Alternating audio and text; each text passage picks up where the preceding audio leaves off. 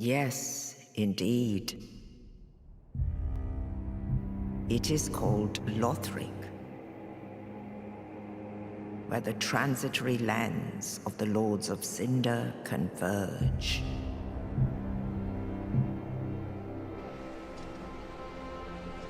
In venturing north, the pilgrims discover the truth of the old words. The fire fades, and the lords go without thrones.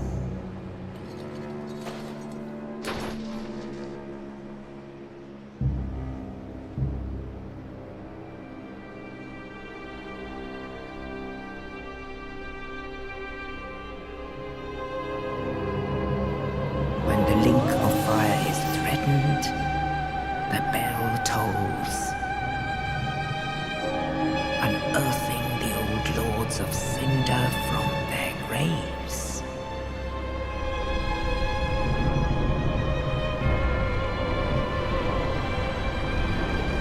Aldrich, Saint of the Deep.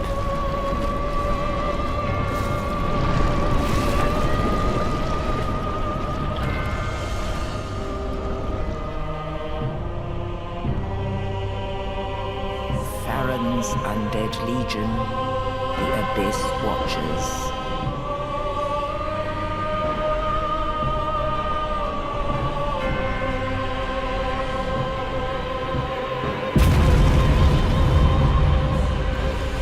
And the reclusive lord of the profaned capital.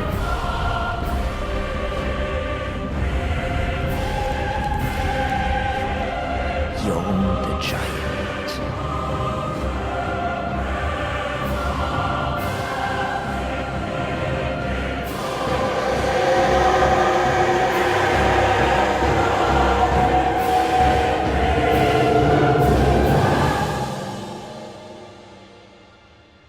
Only in truth, the lords will abandon their thrones.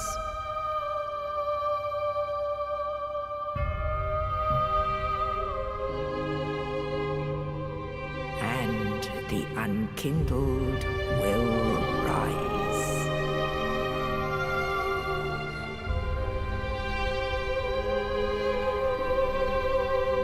Nameless, accursed undead, unfit even to be cinder. And so it is that ash seeketh embers.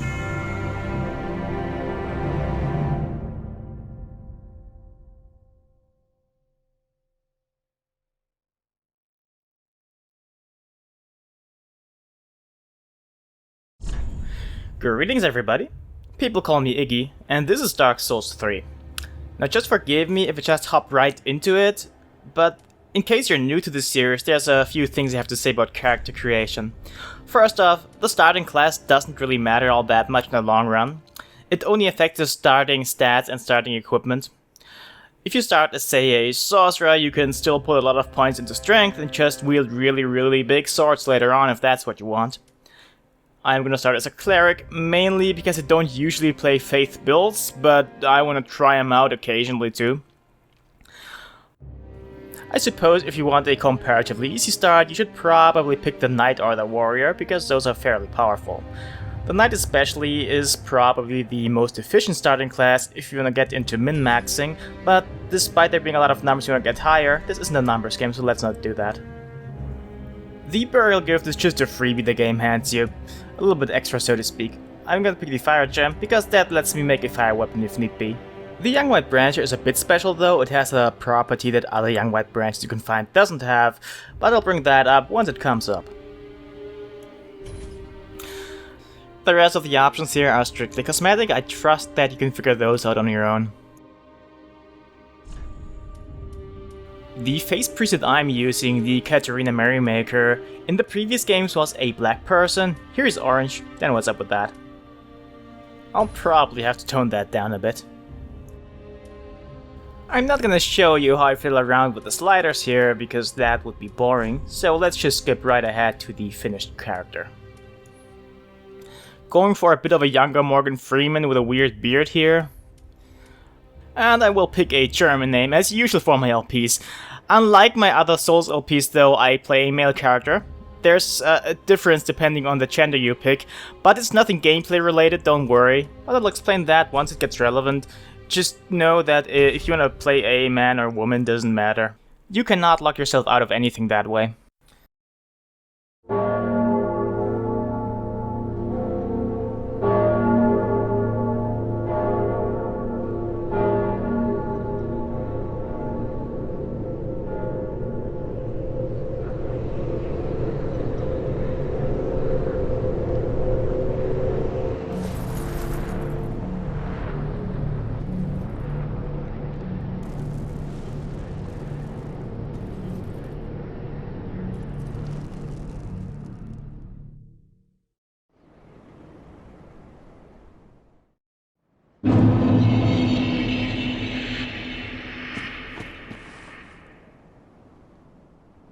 And so it begins.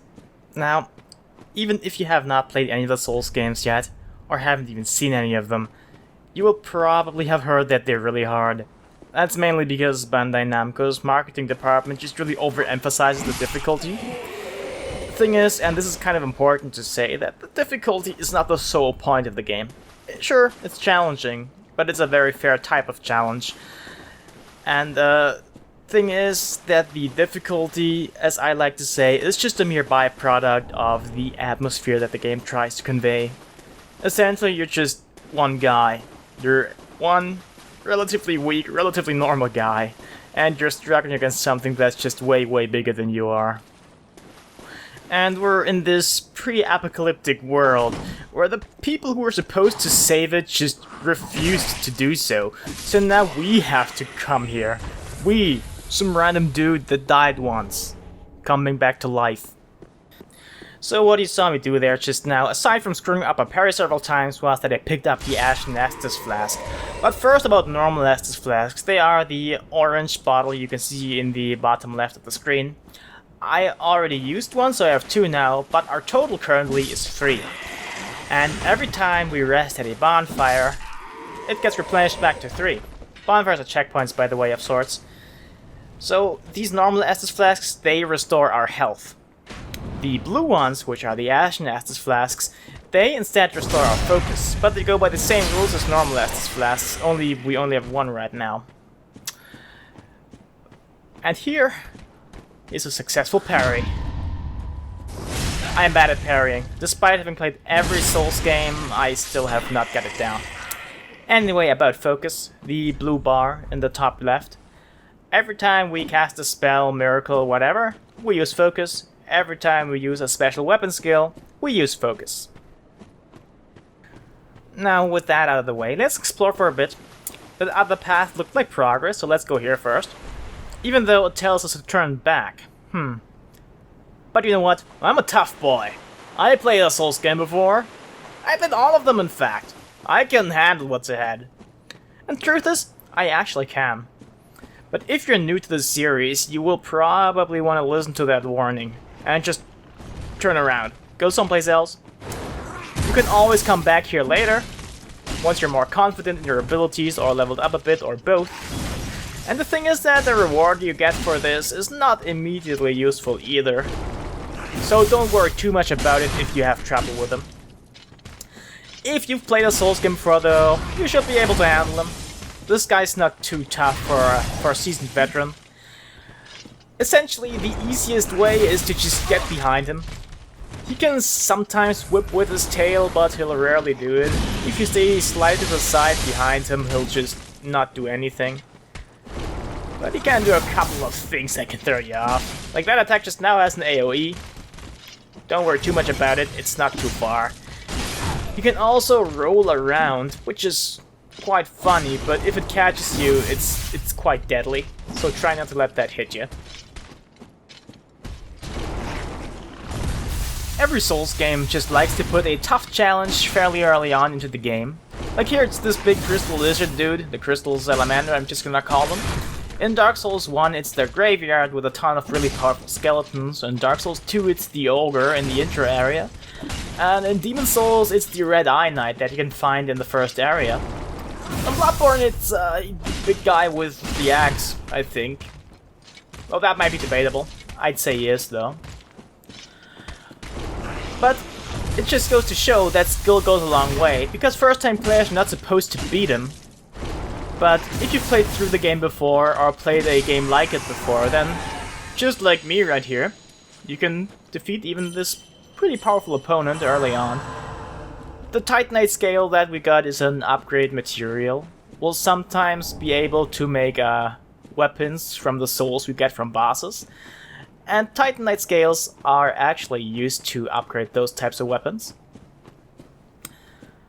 But now that we actually took care of this optional challenge, let's just head towards progress. If we had died here, we'd just respawn at the beginning of the area again, in case you're curious. Because if you are a veteran, you will know, hey, if you die, you respawn at a bonfire, but there was no bonfire yet. And it pays off to actually look at the scenery sometimes, because this place up there, it's a place we're going to go to eventually. In general, if you can see a place in the distance, like that one, in a Souls game, you'll be able to get there eventually. And speaking of bonfires, right here is the first one. It serves, as already implied, as a checkpoint. You can do other things there as well, but for now, resting is all we can do. Replenish our Estus and everything. And the first bonfire you rest at always gives you the rest gesture. It allows you to just sit down. And once you actually move your control stick again, you get up again. You can also cancel out of it by just dodging, in case you sit down during a battle for some reason, and then somebody attacks, you need to dodge. There are some gestures later on that just allow you to dodge every enemy attack ever, but it's not very useful because you cannot attack out of a gesture. However, it's something fun to keep in mind. The fighting system of these Souls games is very nuanced, even though the basics are pretty simple. You have a light attack, a heavy attack, you can block attacks, you can dodge away from attacks, and you can parry if you so desire. There's a few more nuances to it. In general, what you will want to do is to read your opponents, anticipate their attacks, dodge them, block them, whatever, and then go in for a few hits. Positioning is really important. As you play more and get more confident in the abilities, you'll be able to do things like what I'm about to do here. Because normally this is really tough. You have to fight that one guy while the one guy is shooting at you. And normally it's better to take out ranges first. And though it looks like you can't do so here, as you just saw, you totally can. And these firebombs we got, well, they're a consumable item. You can essentially throw them, and then the opponents will explode for a bit. They are very useful, especially early game, but even later on, you can still find uses for them. And oh boy, jumping. So, while sprinting, you need to press the jump button. For me, it's the circle button, which is also a sprint button. But this is optional. The default is, I think, to push in the left stick. But I don't like that, because I'm used to the Dark Souls 1 way, which is just tapping dash again as you're dashing. Quite a few people don't like it that way, though. So just go and look what works best for you. And I'll be damned if this area does not smell like a boss fight. Fun fact about casting miracles, by the way. You can just hold the light attack button you use for casting miracles, and you'll just stay kneeled down, and once you release it, you'll cast the miracle. That's a pretty cool arena, I have to say. Right now, I can't really say much about the significance of it, but, you know, maybe eventually we'll learn more. That guy has some stuff on his back. Let's just do what the game wants us to do and pull out the sword. And of course, now he awakens.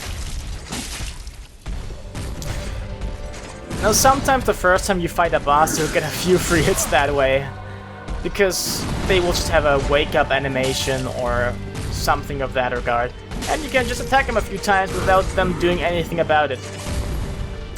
As far as tutorial bosses go, this is probably the toughest I've seen in a Souls game yet.